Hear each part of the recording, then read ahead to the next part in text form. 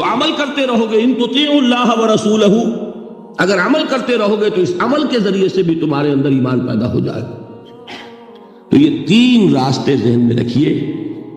جو عوام ہے غور و فکر، سوچ بچار، اس کی صلاحیت نہیں یا مواقع نہیں، ان کے لیے یہ دو راستے ہیں، یقین بذریعہ عمل اور یقین بذریعہ صحبت.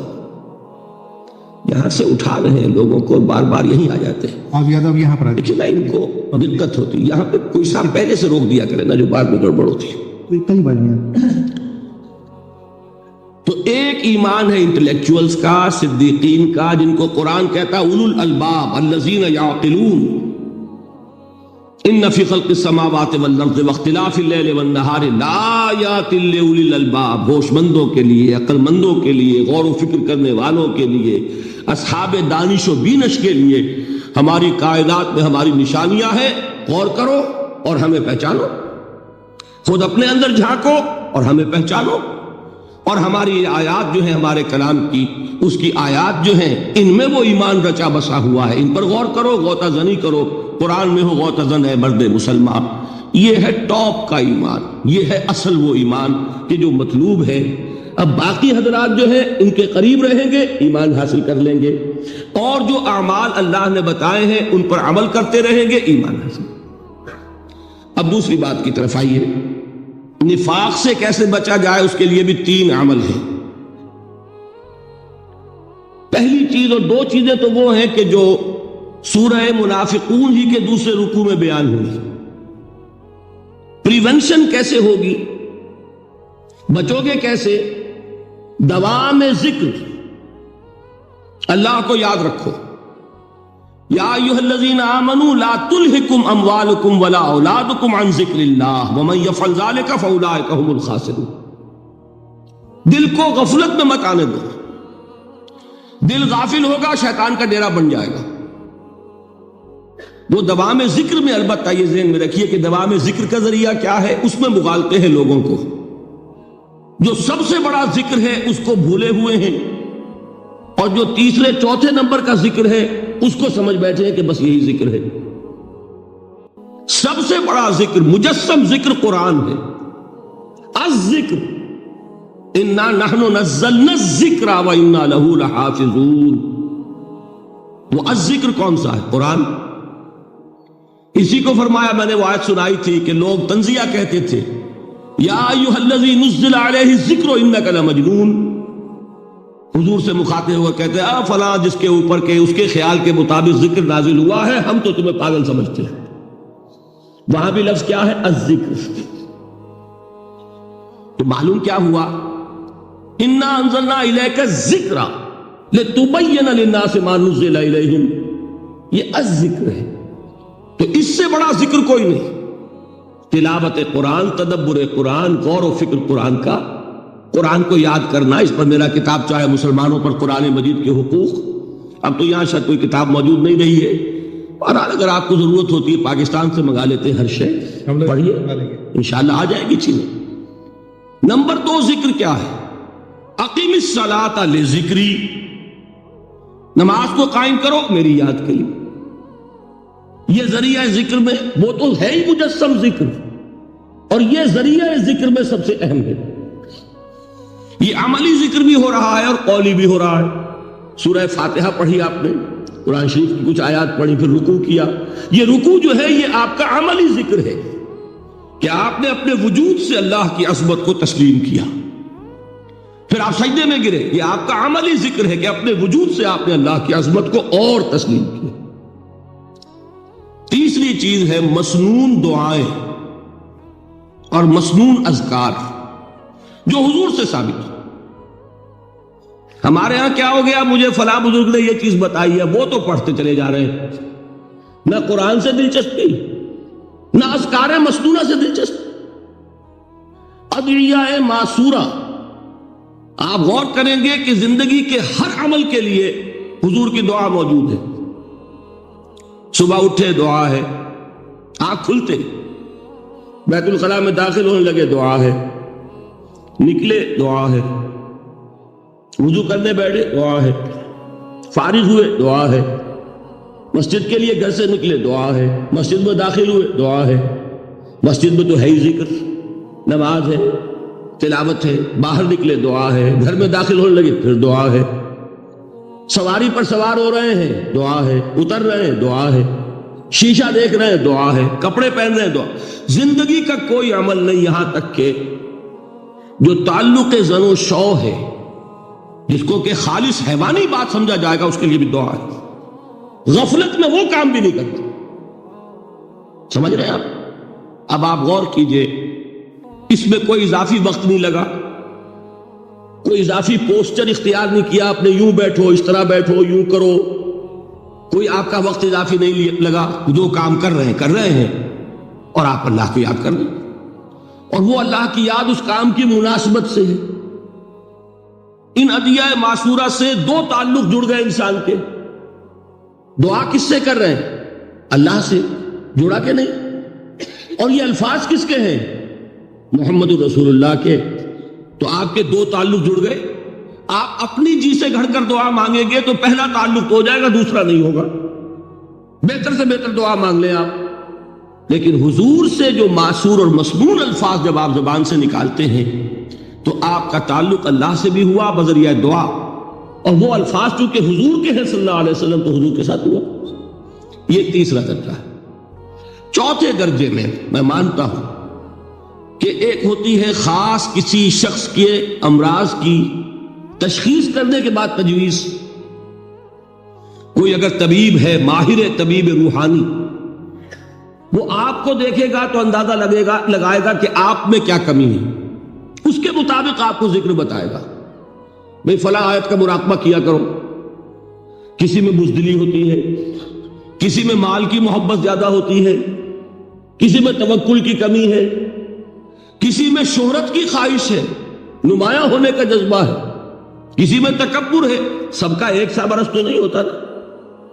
تو یہ در حقیقت اندھے کی لاٹھی سے نہیں چلنے والی بات، یہ تو ماہر کی کا کام ہے کہ وہ تجویز کرے کہ تمہارے لیے خاص طور پر ذکر ہے۔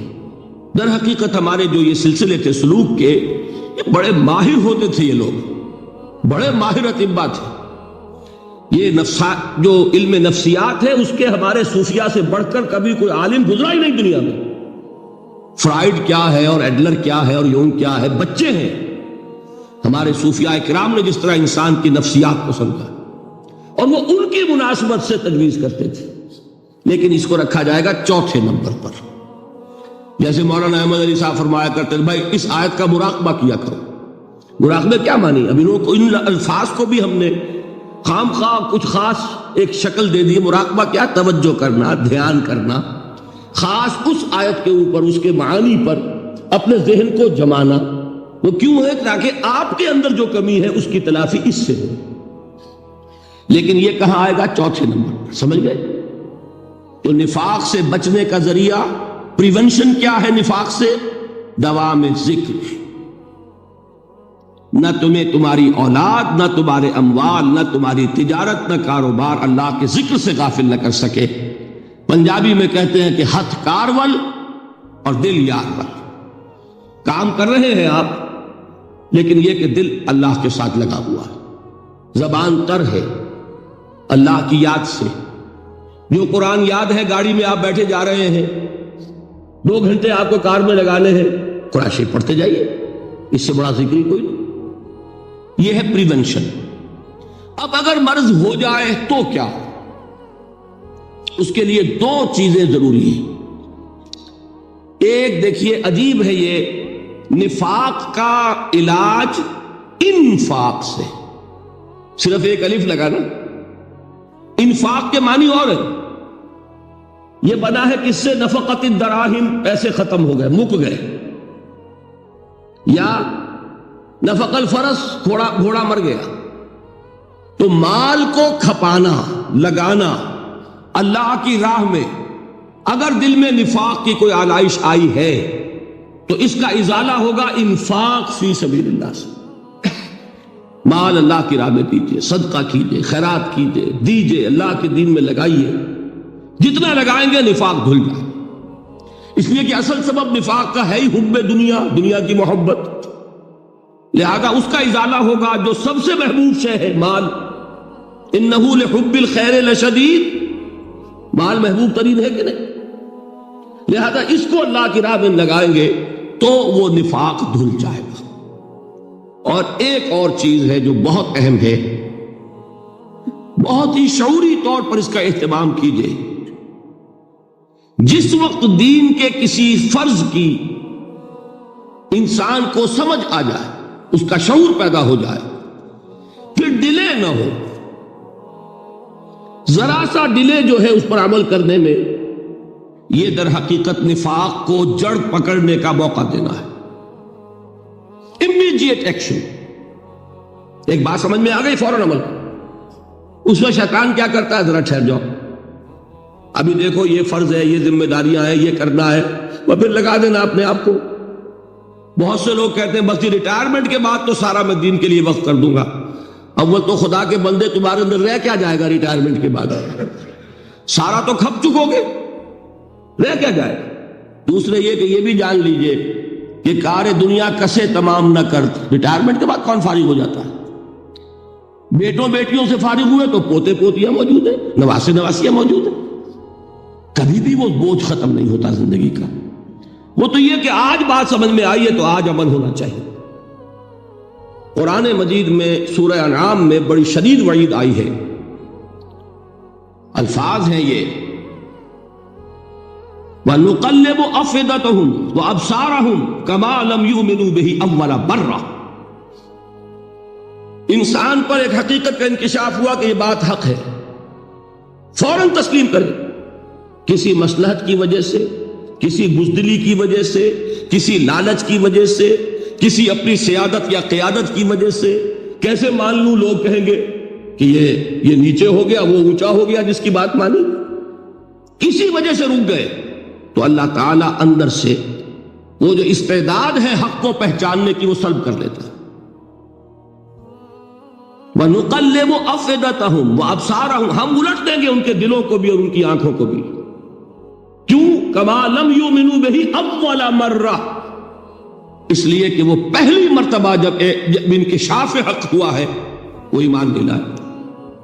اس کا میں ایک واقعہ آپ کو سنانا چاہتا ہوں کہ کس طرح صحابہ کرام پر بھی وقتی طور پر یہ واقعہ اگر صحابہ کرام کا نہ ہوتا تو یہ حقائق سمجھ میں نہ آتے. غزوہ تبوک کے موقع پر یہ میں جملہ انکمپلیٹ رہ گیا، ضعف ایمان کا حملہ ہو جاتا تھا، نفاق کا نہیں معاذ اللہ. لیکن ضعف ایمانی کی اگلی منزل شروع ہو جاتی ہے نا نفاق. جہاں جھوٹ بولنا شروع کیا نفاق، جھوٹی قسمیں کھانی شروع کی سیکنڈ سٹیج، اور جہاں مومنین صادقین سے بغض اور عداوت پیدا ہو گیا وہ تھرڈ سٹیج. تو وہ ضعف ایمان کا کیسے ہوتا ہے یہ حضرت کعب ابن مالک نے بڑی تفصیل سے بیان کیا ہے. غزوہ تبوک کے موقع پر جہاں منافقین نے آ کر جھوٹے بہانے بنائے، جھوٹی قسمیں کھائیں اور حضور سے ایگزمپشن لے لی، چھٹی لے لی، رخصت لے لی، وہاں 3 ایسے صحابہ بھی تھے جو مومن صادق تھے، لیکن وقتی طور پر شیطان نے انہیں ورغلایا. کیسے ورغلایا وہ سمجھ لیجیے.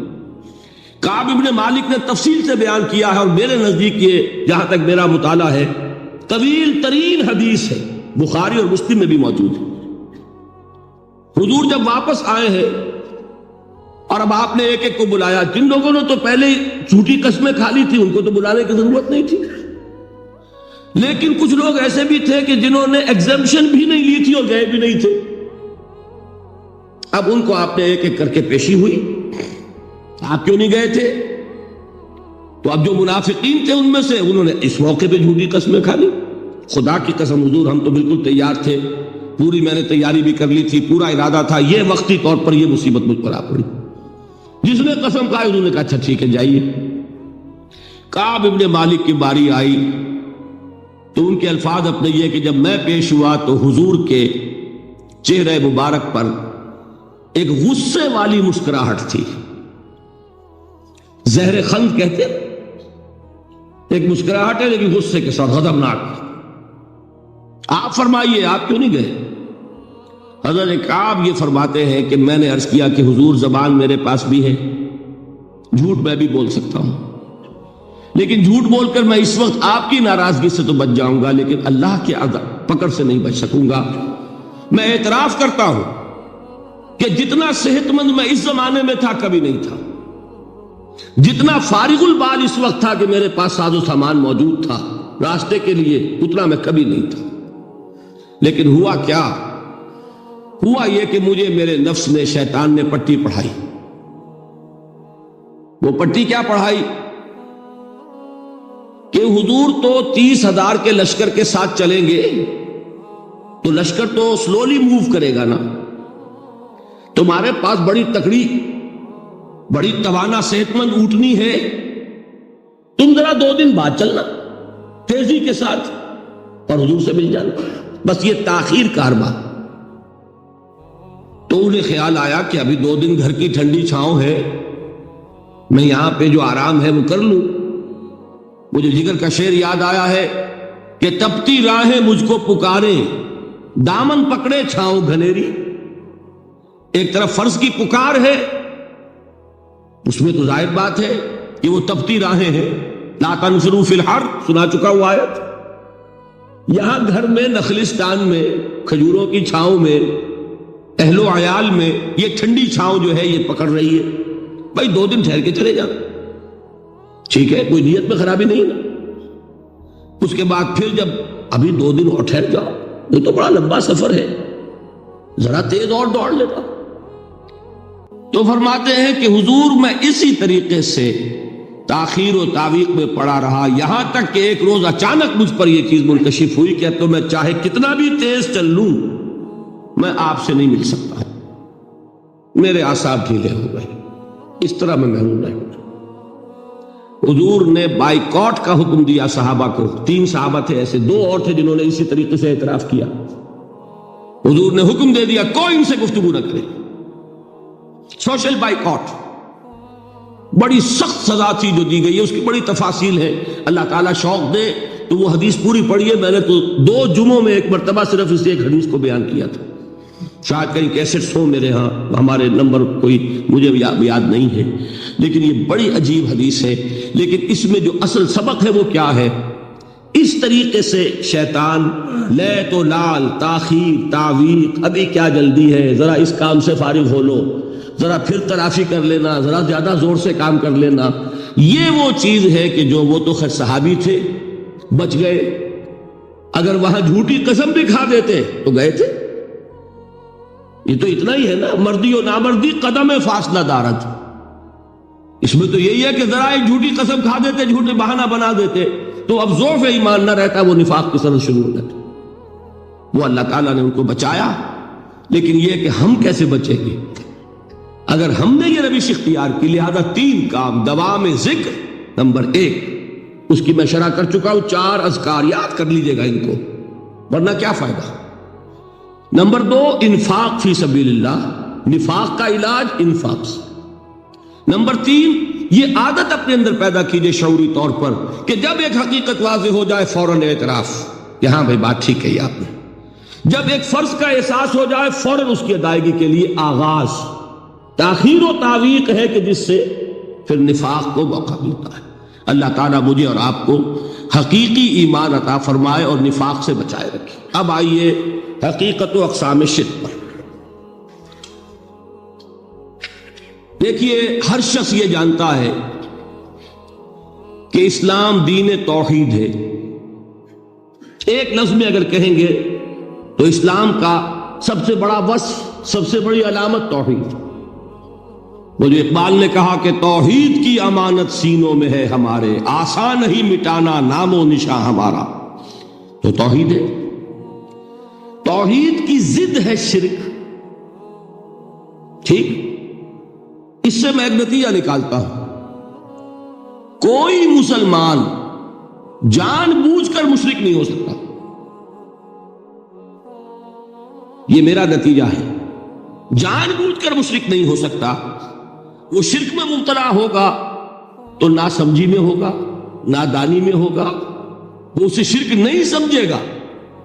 یہ ممکن نہیں ہے کہ کوئی مسلمان ہو، گیا سے گیا مسلمان، گزرا سے گزرا مسلمان، گھٹیا سے گھٹیا مسلمان، لیکن وہ شرک کو شرک سمجھتے ہوئے اس میں آلودہ ہوگا۔ ہوتا کیا سمجھ میں نہیں آتا کہ شرک.